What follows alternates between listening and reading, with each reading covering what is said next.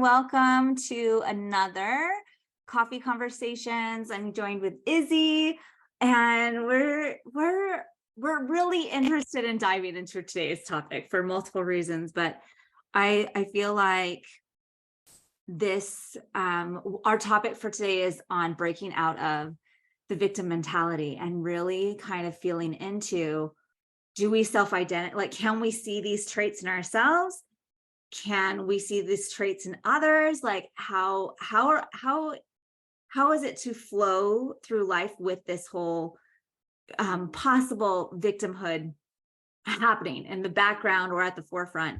And so welcome to the Coffee Conversation. So yeah, this is a heavier conversation, but I feel like it's really necessary. Like I think we all kind of have some of these traits at some point in our life, and it's good to have awareness, because like I say so often, when we have awareness, we have the first steps to healing. And so this is why we wanted to bring this podcast and Coffee Conversation forward today. So we just were getting curious about this the other day of like, what is this about? And, I think a lot of times it's the holding on to victimhood mentality for a long period of time. So it's so ingrained as part of our personalities that it affects our life and our opportunities to heal.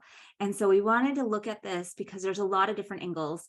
I mean, there's the victimhood in different situations that can be really short and point. And yes, you are a victim of a tragedy.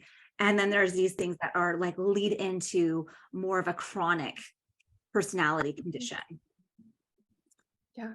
Yeah, and I think it's really important to start this conversation by kind of defining what we mean by victim mentality, because, like a lot of other spiritual buzzwords, if you will, that we use now, it can bring up a lot of strong emotions for people. And so I think it's important to recognize that there are kind of two different types, I think, in my mind, of victim mentality. There is the one side where you are, in fact, a victim. Something has happened to you.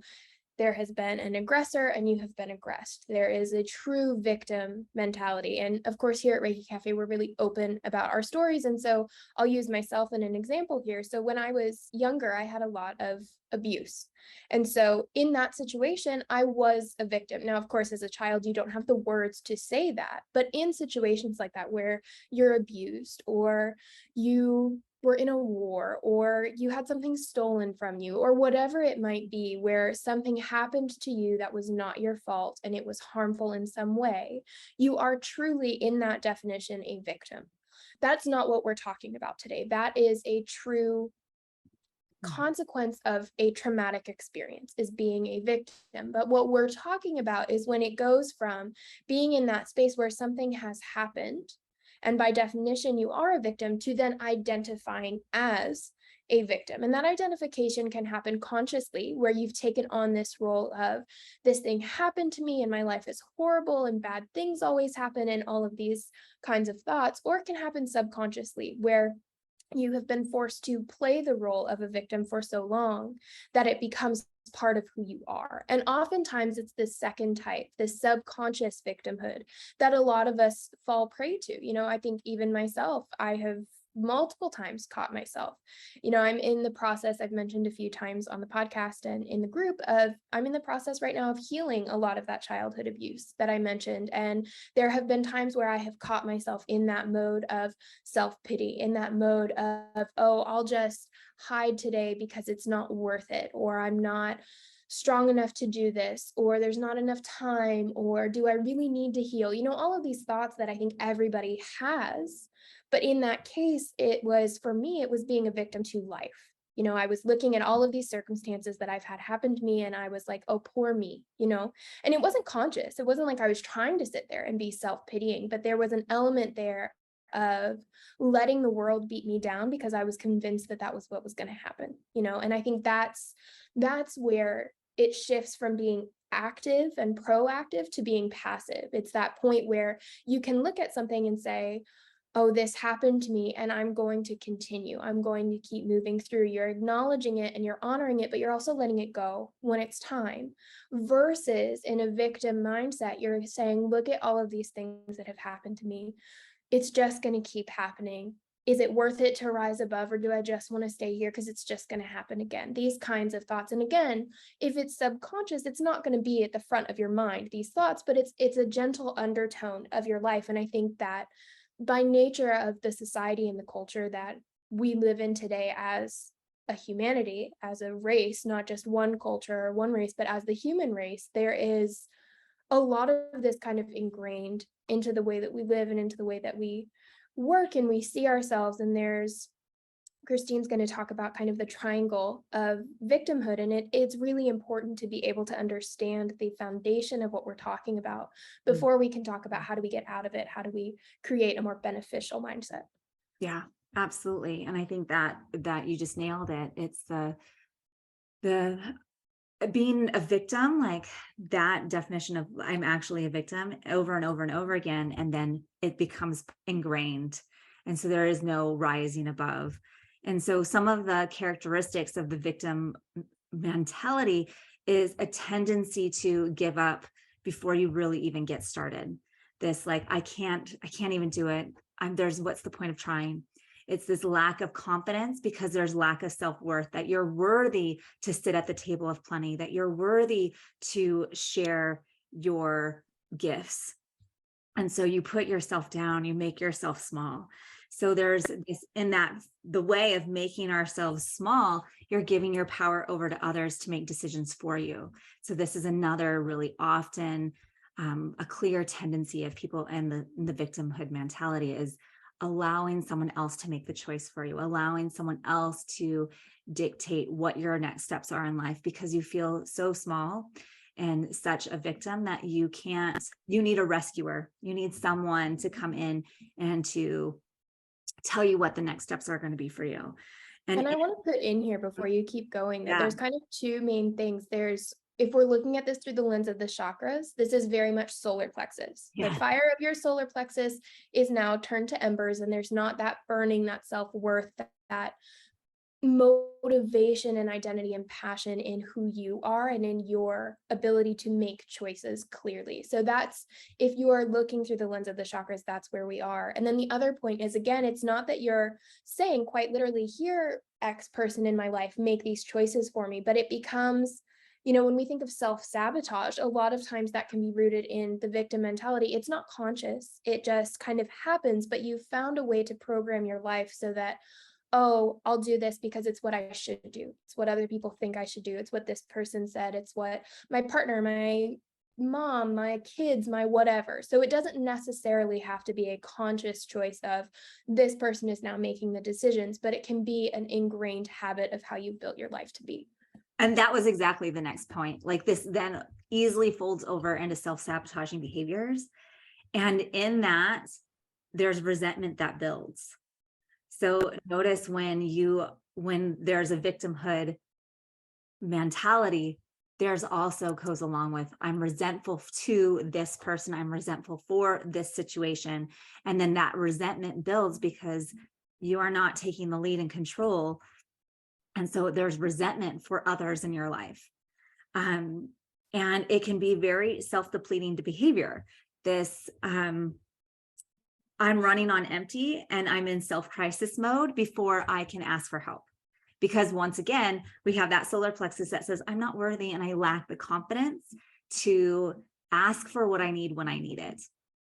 Right. So all of these kind of accumulate to this victim mentality of making ourselves small, not asking for what we need, and then resenting others when they can't meet those needs because you haven't communicated them. Right. Mm-hmm. So it's that solar plexus, throat chakra, and this heart that like wants to be a give, because maybe if I make everyone around me happy, then I will be cared for. So, but it comes from that solar plexus place of I lack inherent worth, so I have to earn it. So I'm going to try to hopefully please others, and then be resentful when I don't get what I need from them. Yeah, and there's a big emphasis on other people in the victim mindset. There's both the people pleasing side of things, where, like you said, if I take care of everybody else, if I am the perfect person, if I am doing everything that everybody else expects me to and walking the path that they're setting for me, then they can't hurt me. They can't leave me. They can't be mad at me. They can't be disappointed. All of these kinds of thoughts. That's actually, yes, it is absolutely 100% a trauma response. But when it becomes an identity, when it becomes ingrained, and when it's holding on for longer than is necessary to keep you safe, then it steps into that victim mentality. And the other side of that is, I think of blame a lot when I think of the victim mindset. I think of, it's never really your fault, it's someone else. Someone else didn't do their job, someone else said something that upset you, and so you had to say something back. Someone else isn't fulfilling a need that you have, and so you can place the blame on them. There's a deflection and kind of a reflection of what's happening in you, but instead you place it on someone else. It's kind of like transference in psychotherapy, where what you're experiencing, what you're feeling toward yourself, because you are the victim, you can't be both the victim and the aggressor. So that means that if you are the victim, someone else has to be the aggressor. Someone else has to take the blame, whether or not they actually need the blame. And sometimes they do. Sometimes it is absolutely other people, and I'm not denying that. But that one of the key aspects of the victim mentality is that there's this sense of others. Somebody else didn't do something or did do something that caused me to do this. I'm the victim here. And again, typically very subconscious, but there's very much a focus on other people. And again, that is also a hallmark of solar plexus imbalance, because solar plexus is all about that I am and that identity and that personal fire and motivation. And so when we are looking at both victim mentality and solar plexus imbalance, there's very much this sense of not me, them. It's like the opposite of the cliched breakup phase. It's not you, it's me. Flip that, and that's the victim mentality. It's not me, it's you. Yeah. Yeah. And so it becomes this, this dynamic of aggressor, aggressed, and then the victim is looking for a savior. And so this is that triangle, if you will, that you often see when we talk about victims, that we have someone who's attacking, someone who's the monster, someone who is aggressing upon you, the aggressor, and then there's also the savior. So from the victim point of view, you only have these two kind of people in your life. You have the person that you're hoping will save you and rescue you from the situation, and oftentimes that's the enabler. And then we have the aggressor. And so if the savior in this role, it sees that they're enabling, sees that they cannot save you from your own cycle, and they decide to let you become aware and not help, then they automatically become an aggressor in the victim's mind. And that this is a way to yet again receive abuse or not support, because their typical savior in their relationship is now giving them boundaries.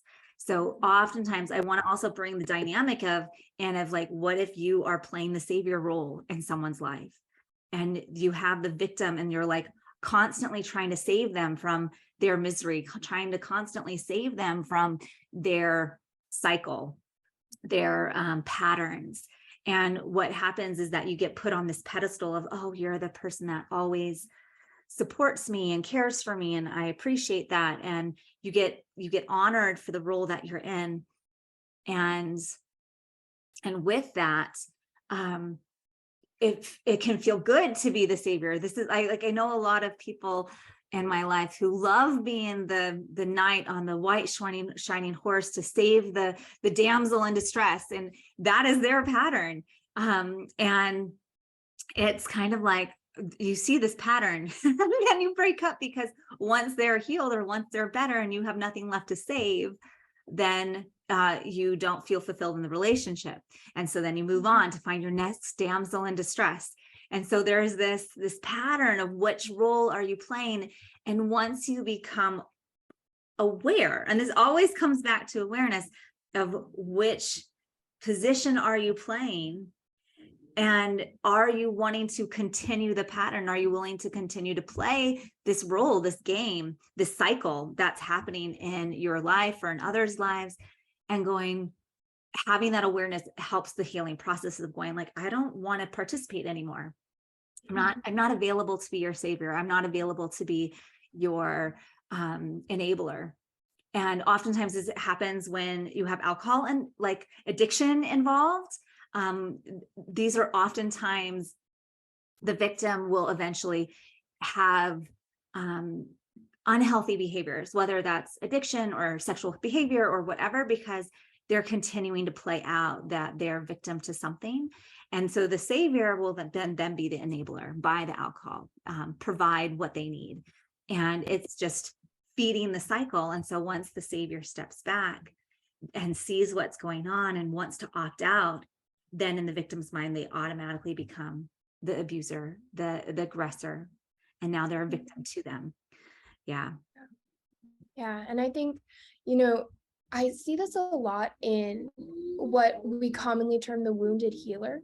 Mm-hmm. And it's such a sensitive topic because I think a lot of people in this community can probably identify with being the wounded healer, and as that role, we have this kind of duality of we've had these experiences, we've been through things, and we can help others because of that, because we can understand, we can empathize, we can see their pain. And then on the flip side of that, there's this feeling of I want to help everybody. If they're hurting, I can help. I need to help. I need to heal. I need to fix. I need to do these things, right? There's that urgency to it. And when we start to identify as I can help because I've been hurt, you can hear the victimhood mentality in that. It's not that it's necessarily bad or harmful, but rather than I want to help people heal because I believe that they can, or because I want to shine light in the world, or because of some insert uplifting phrase here, it's I want to help because I know what it's like to hurt, because I've been hurt and I can help them. There's truth to that, right? We are able to heal more deeply when we have had to heal ourselves. But that's the key point there, is that instead of healing others because you've done the work and you've healed yourself, you're healing others because you're stuck in this hurt place yourself, and you're staying in that energy because you feel like it can help you to heal others. And so there's a lot of really intricate psychology and roles and energies that go into this. But I think that's something else that's important to note here, is that when we're talking about aggressor, enabler, savior, and the victim, these don't necessarily have to be other people. A lot of times they are, just because, again, we are social beings and we have this ability to transfer energy and we give and take from other people, right? Hello, heart chakra. That's just part of being human. But when we're looking at the victim mentality, the way that it can play out in your life can be very different depending on who you are and how you're processing things. And so it can be that there is this trifecta of people in your life, and you have the aggressor and you have the enabler and you have the savior and all of these people that are outside of you. But it can also be different life situations. For example, my mom is actually a great example of all of this. So in her first marriage, she married someone who had a lot of mental health disorders, ended up being abusive, etc. But her reason for marrying him was this feeling of I can fix him. I can make him the person that I can see. You can see their potential and I can help bring them there, right? I think we can all resonate with that as spiritual practitioners, Reiki practitioners. There's this idea of I see the potential there. Can we unearth it? And so my mom entered into a marriage with this idea of I can fix this person. And then it slowly became, obviously, not a great situation. And so then she had an aggressor, and instead of being the savior, she was the victim. And that was one of those situations where she was a victim. She wasn't stuck in victimhood, but she was a victim. And later down the line, I was able to see the effects of that play out in my brother. And my brother was very much stuck in victimhood. He was a victim when he was a child, like I was, but he took that identity into his life as he moved ahead. And suddenly it wasn't these people because they weren't in his life anymore, but it was just his life. He felt like he was a victim to his life. He was a victim because his parents had divorced when he was young, because he had been abused when he was a child, because he struggled with alcohol and drugs, like we've been talking about. And that became, there were these external factors, right? Life situations, divorce, drugs and alcohol, etc. There were external factors, but in his mind, he was all three of these things because, for example, with addiction, like we've been talking about, or alcoholism, that person then becomes the one who chooses to drink again, who chooses to buy their next bottle, all of these things. And so then they're the aggressor and the enabler. And then they go through this cycle of, but I could stop, I could change, I could stay sober, go clean. And so then they become the savior, and then they go back to, but this is so hard. Look at all of these things, hello, trauma memories that are coming up, et cetera, et cetera. And then they go back to being the victim. And of course, that's a really intense example of what that can look like. And so it's important to also remember that victim mindset doesn't just have to happen on this really big scale, this really intense, dramatic scale. It can happen in the little things. You know, I think we've all had days where we wake up and we're having a bad hair day, and then we close our finger in the door, and then our coffee machine's broken, and then somebody says a snarky comment at work, and it just all snowballs from there. And by the end of the day, we're like, oh my gosh, I cannot do this anymore. This is right? That's like a tiny version of victim mindset of everything's going wrong today. It's just going to keep going wrong. I'm not even going to try. That's like a tiny baby version of victimhood, victim mentality.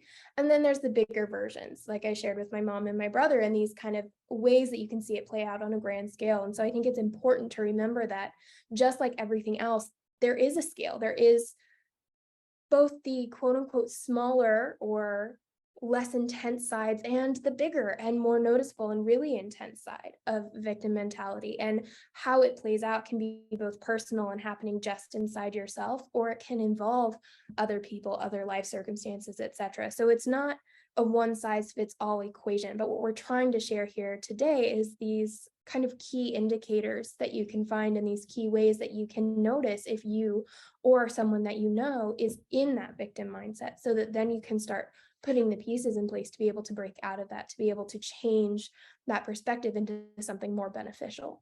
Yeah. Yes.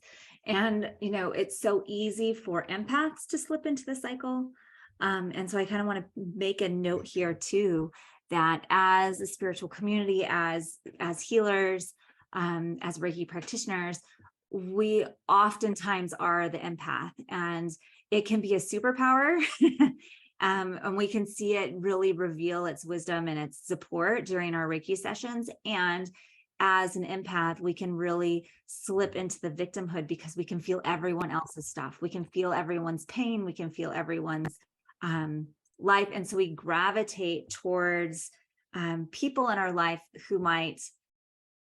that we want to help, that we want to fix, that we want to change, because we can feel into their energy and know that we can feel their potential, and we want to like help them rise to it. And so oftentimes as healers, how is this playing out in your sessions? Because oftentimes as the empath, if we don't have energetic boundaries, we are going to be victim of like absorbing and taking on and taking other people's energy and carrying it for them, because we feel so bad for them. We can feel it, so we want to take it. And in that taking, when we don't need to, we can transmute and let it go and like leave it in the office, so to say. But oftentimes empaths, they want to carry it. They want to personally transform it. They want to be the savior and then end up becoming the victim because they've taken on too much and they've taken on too many burdens of others. They end up, you know, caring for their family members and doing everything for everyone, that they've lost a bit of their own personality, and in a way then become a victim to life, the life circumstance. I'm a victim to time. I'm a victim to money. I'm a victim to all of these bigger life things. So it's not necessarily this triangle effect, but it's still happening, that everything becomes hard because you're feeling more intensely, because there is no boundaries around when to feel and how to feel, so that you're safe. And so just wanting to bring that piece in from the spiritual perspective of like, all right, empaths, one, always bring in that awareness of what are you capable of, and how can we support without taking it on personally. You know, Reiki is here to be this universal love and light energy to help to do the work for us, that we have heavy lifters, that we get to hold sacred space, and then whatever needs to happen will happen. And I don't personally need to take it on. It's not my job to fix my clients. It's their job to show up, to want to do the work, to do their healing piece, and be open and available to heal. And so I don't have to do anything other than hold the space, allow the energy in, and let the shifts happen. Yeah. And so I think when we're looking at, okay, we can see the victim mentality in our lives or in the lives of someone else. We know how it can play out and what it can look like. That's great. But what do we do about it? You know, there's this sense of sometimes awareness can feel like a burden, right? And I think we can all understand that, from whether it's a limiting belief or a fear that we have or anxiety or what have you. I think we've all had these moments where we realize we have a pattern and then it just feels like a burden, because the thought is, well, what do I do now? You know, this is an ingrained pattern. How do I change it? And so something I always like to bring into conversations like this is this idea of, it's like cleaning out a closet. You know, there's always a point where you turn around and suddenly everything in the closet is on the floor. And it just looks so much worse than it did when you started. And there's that thought of, I wish I had just kept it in there. If I had just kept it in, I could have closed the door and it would have been fine. And so then you have to go through the process of organizing and putting it back. And by the time you get to the end, it's so much neater, but it's always going to get messier, get worse, if you will, before it gets better. And so if you're feeling this feeling of like, oh my gosh, I am a victim, or, you know, if a few days after listening to this podcast, something happens in your life and you catch yourself or you catch someone else, it can feel like a burden to have that awareness. And so we don't want to just leave you with all of these thoughts and then say, okay, good luck, you know, have fun. It's a good time. No, we're here to help you and to give you steps to work through it. And so I think that when we're looking at how do we change these patterns, how do we get out of this situation, for me, it really comes down to two factors. There's curiosity and there's empowerment. And I think when you can bring these two into the cycle, it shifts everything. Because when you have curiosity, going off of what we were just talking about with, say, empaths and healers, then you can start looking at, why am I taking on so much? Why am I feeling what I'm feeling? Why am I feeling this pressure to heal this person? And you can start to dig deeper and get curious about, am I doing it because I want to help, or am I doing it because I'm afraid of what happens if I don't? Am I doing it because I want to, or am I doing it because I'm worried somebody's going to be mad at me, or that I'm going to be hurt, or that somebody's going to be disappointed if I don't? These kinds of questions can really open the door to looking at, why are your patterns the patterns that you have? Because again, a lot of times these victimhood states are subconscious. They're not things that you're thinking about. And so there has to be a willingness to get curious and to open doors that maybe you haven't opened before or recently, so that you can start to look for different answers. You can look for the places where these patterns have started to become more harmful than beneficial, because at a certain point, you know, like we talked about at the beginning of this call, when you are a victim, truly a victim, again, a subject of war or abuse or violence, et cetera, the patterns that you have and the things that you do to keep yourself safe are beneficial. They help you to cope, right? Compartmentalizing helps you to cope. Hiding yourself, making yourself smaller can help you to be safe. These patterns that you have now that have stopped fitting you, stopped serving you, at one point were helpful. And so it's important to be able to look at, when did I start having this pattern? What was it helping me with? How was it serving me? Because you wouldn't have the pattern if it wasn't at some point helpful, right?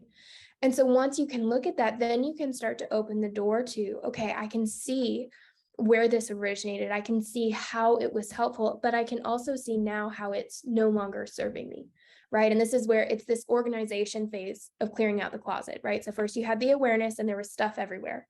And now you're starting to look at, where did it start? How is it serving? How is it not serving me anymore? And then you look at, is this something I need to keep? donate or throw away, right? This is, again, with that cleaning out the closet, is this a pattern that I can keep but just readjust? Is it something where if I shift my mindset, I can work with it? Is it something that I need to have deeper work done, maybe with someone else, maybe a coach or a therapist? Does this run deeper than I can handle by myself? Or is it something that I can just throw away? I can be done with it. There's no need for this pattern anymore, and I can rework it. And so that's really the role of curiosity. And then we get into empowerment. But I know that Christine has thoughts on this curiosity piece, so I'd love to hear. Well, and I think I love this. I mean, this is where, as a Reiki coach, I just love working with people, because when we can get curious about our patterns from that, outside of the role that we play as victim, as aggressor, as savior, when we can just get curious, we're taking a step back and just going, I wonder how that happened. I'm curious of how this has affected my life. And when we have that awareness, just like Izzy said, we can start going, is this still serving me? It served me, and at one point, it served me, it kept me alive, it saved me in a way. And we can see that. We can see why we chose this limiting belief. We can see why we chose this limiting behavior.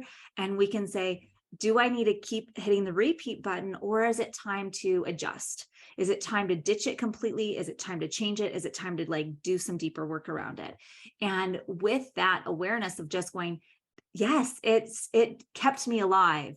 And then out of that, is it still keeping me alive, or is it keeping me stuck? And when we do that inner work from a curious standpoint, and we're always just getting curious.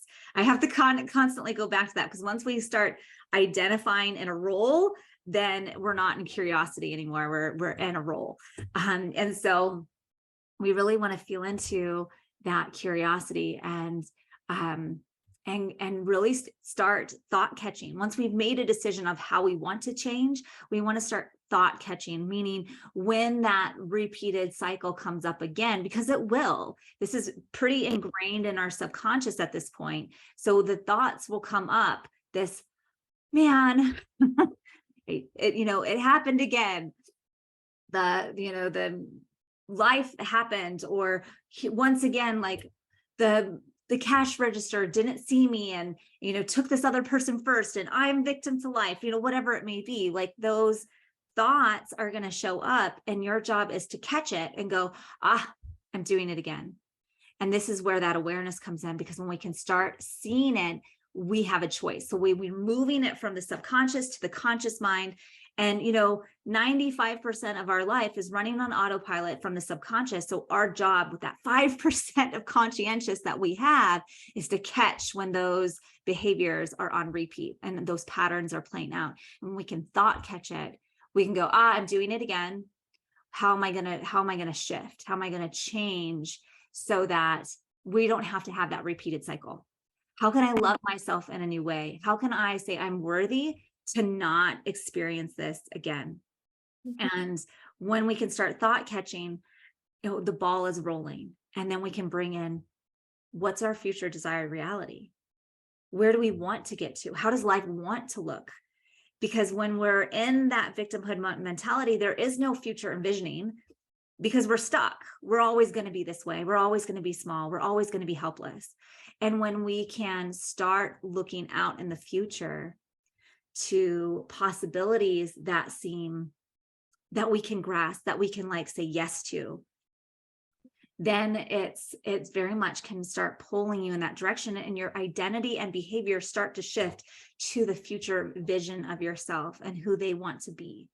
And in that process of pulling forward into the future, that victimhood identity starts to fade, because you're identifying with the future self. Yeah. And so when we're thinking about this curiosity and bringing in new ideas, I think it's important to, like Christine said a little bit earlier, is we get stuck. And when there's not room for curiosity, we stay in this place of this is just how it is, or this fear. And so when, again, because that difference, like we've been saying, is the difference between being a victim and being in victimhood is a sense of identity, a sense of this is who I am, this is how life is, this is how it will always be. There's an identity there. And so when we start to step into curiosity, if we start to identify with, I am healing my victim mentality, I am releasing my limiting beliefs, I am breaking my past cycles, all of these things, a lot of times what happens is you start to notice it. For maybe the first 2 or 3 days, you're doing great. You're feeling really good. You're catching those patterns. You're doing the things. You're making the shifts. You're staying really positive. And then day 3 or 4 comes and you're like, why isn't it different?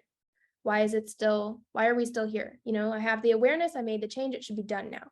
And so a lot of times people get really frustrated because it's not one and done. It's not like you're running a race and you jump over a hurdle and then the hurdle's behind you and you don't have to deal with it anymore. These are patterns that most likely have carried with you for years, if not your entire lifetime. And so what you are doing is incredibly deep and incredibly difficult work. You are literally rewiring your brain to think a different way, to have different patterns, to be a different person. You are literally changing the fabric of who you are in these moments where you catch the pattern, where you change something, where you get curious. And so you are stepping into this space where you are recreating a person, right? And when we say it like that, of course, you start thinking, no wonder it's hard, right? No wonder it takes a while. I'm creating a new person. I'm creating a new being, a new personality, a new way of looking at life. And so one of the most important things you can do when you step into this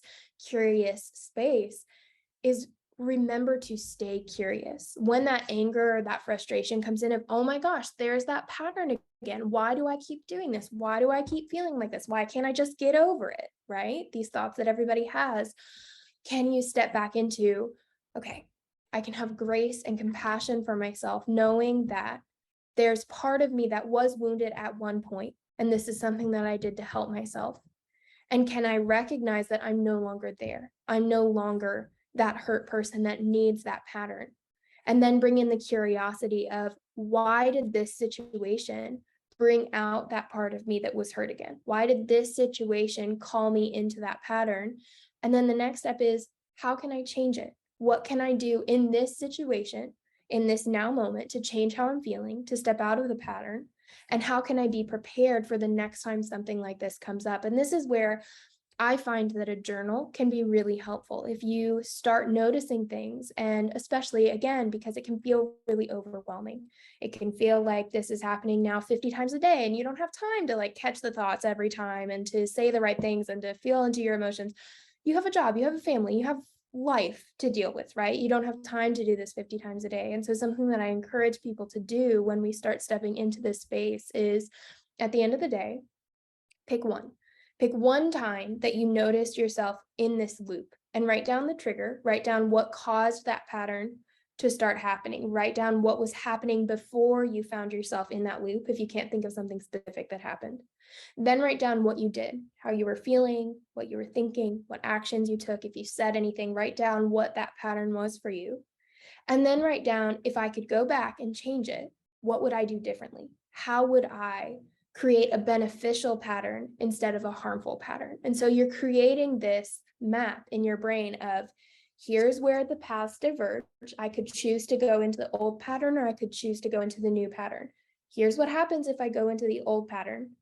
I know that's not what I want to do. So let's create a new pattern. Let's create the road work for what's going to happen when I take the other direction and when I step into this new space. And so if you do that consistently, right, there's that common belief that it takes 28 days to form a habit, right? And so if you can do it consistently, if you can stay in this space and have grace with yourself as you're doing it, to maintain that curiosity, to stay in the habit of catching yourself and in the thinking of it as a game of, what happened? What did I do? How could I do it differently next time? If you stay consistent with that, those pathways in your brain will change. Those patterns will shift. You will notice a difference, but it's not going to be a one and done kind of thing, right? If you think about it, you've held on to this belief, this pattern for years. And so something that I always tell clients that they don't love to hear, but something I always tell clients is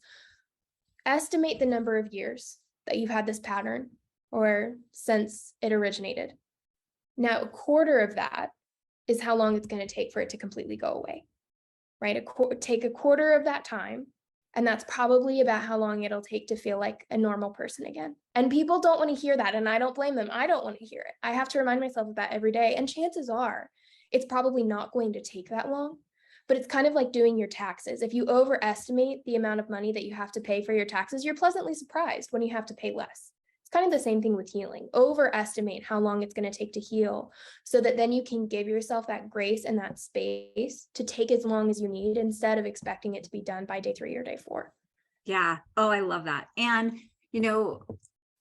noticing your body, I want to kind of bring it back to the Reiki conversation of going, Reiki can play a significant healing part of the role in this, and going, have I existed in this pattern for so long that it's now affecting my physical body? What physical ailments do I have because my body has been screaming at me to observe and witness and need healing from this pattern? So this is the chronic health issues. This is the autoimmune disorders. This is the body aches and pains that are chronic. And going, this is our body's way of trying to communicate. It's compacted so much that it's now dense. And that's why even if we change our emotions, our mentality, our spiritual beliefs around this, that we still, it's in the density of our humanness. It's in the density of this human experience. And it's going to take a while to shift it out of this density and heal. And so give yourself grace, especially if it has moved into your physical body, so that you have the time to explore and to give yourself Reiki and to do those nurturing self-care activities.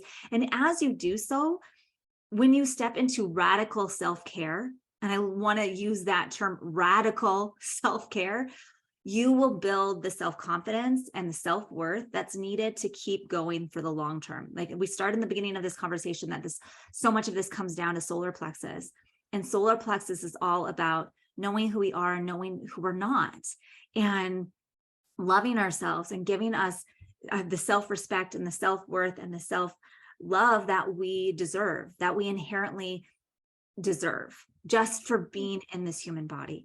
And so noticing how you can invite into your life this radical self-love to do the healing work, because we have this physical dense body that can hold and scream out for help through physical ailments, through dis-ease in the body. And then we have an etheric field of a mentality and emotions and spirituality. And so you can feel into your own energy fields of going, what layer am I working on in this auric field of ours? How can I use Reiki and the other spiritual tools that we've learned over the years to heal these different layers, to clear out our auric field, to clear out our energy bodies, so that we are open to the possibility of healing, that we're open to the possibility of success, that we're open to the possibility that we are worthy to sit at the table of plenty and be willing to receive abundance into our life. And so I just want to kind of bring that fullness of the conversation of like, yeah, so much of this happens like in our head. And if it's been there for a while, it most likely is living in your body too.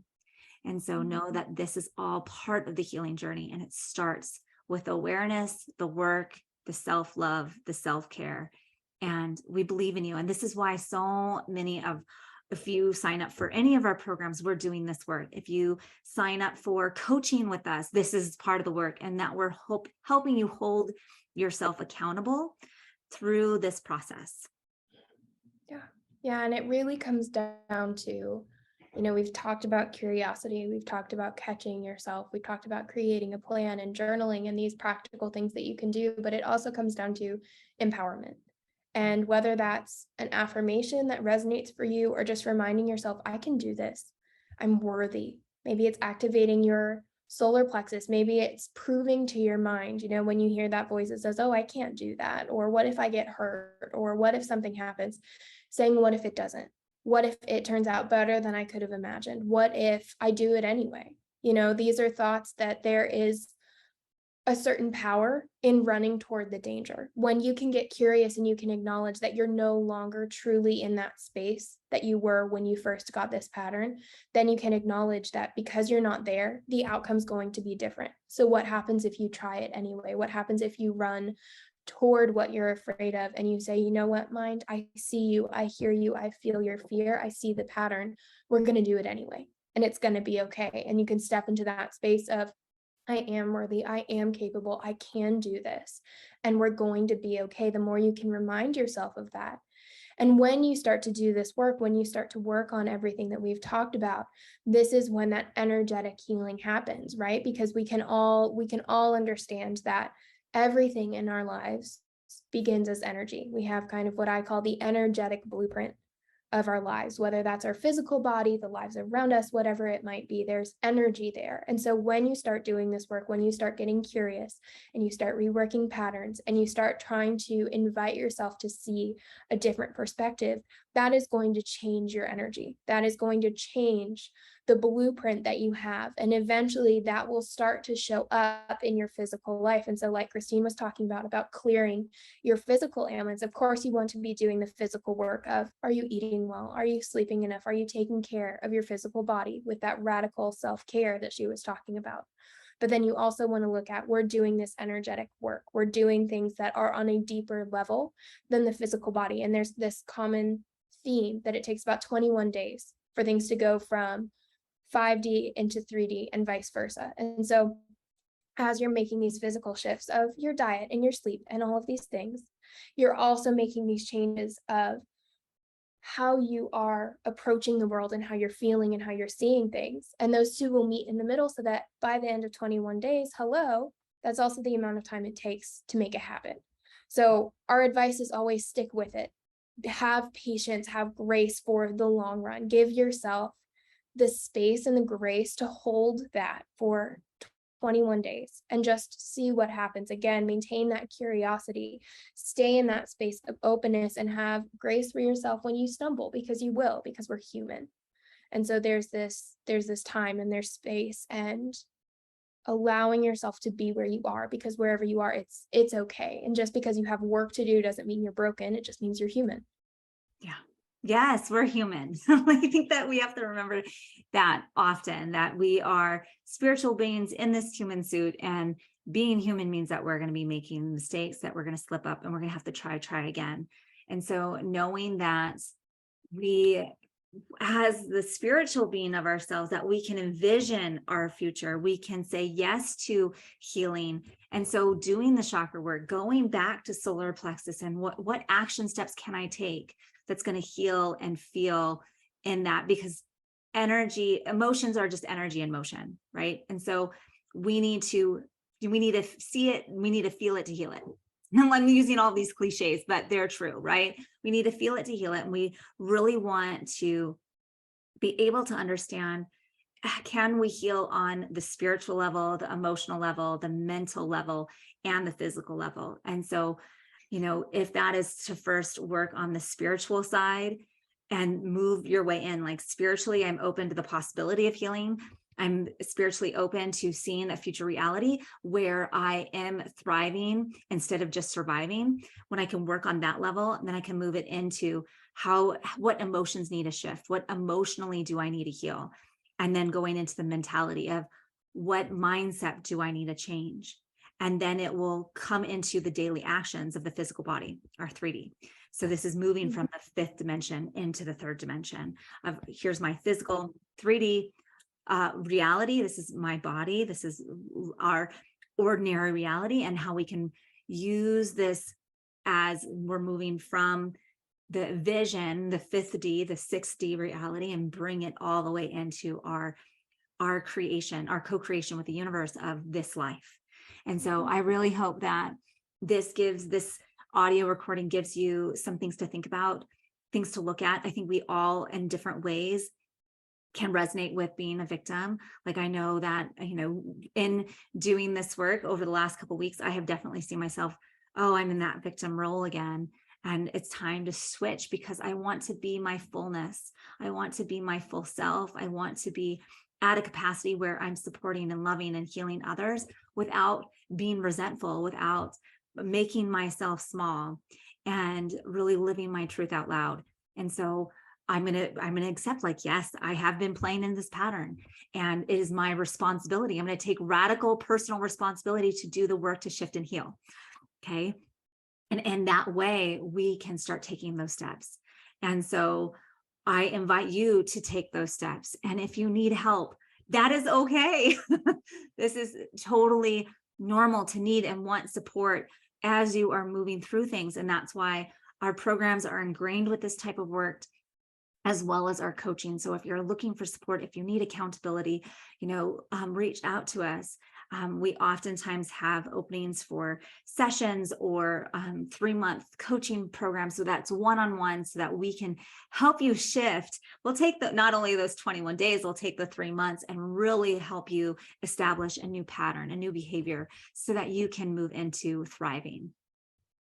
Yeah, absolutely. So as always, if you are excited to work with us, we're excited to work with you, but we also truly believe in each and every one of your ability to heal and to become your fullest self and to step out of the patterns that are no longer serving you and create the life that you want to be living. So know that we are here with you, that we believe in you, and that we are so grateful for you if you have made it to the end of this conversation. And we are, of course, here to answer any questions, support where you need. If you have a victory moment and you just want someone to share it with, we would love to hear that as well. So know that we are available. You can send us a message, send us an email, reach us in the Reiki Cafe community. We are here to support you, and we are so grateful that you joined us in this conversation today.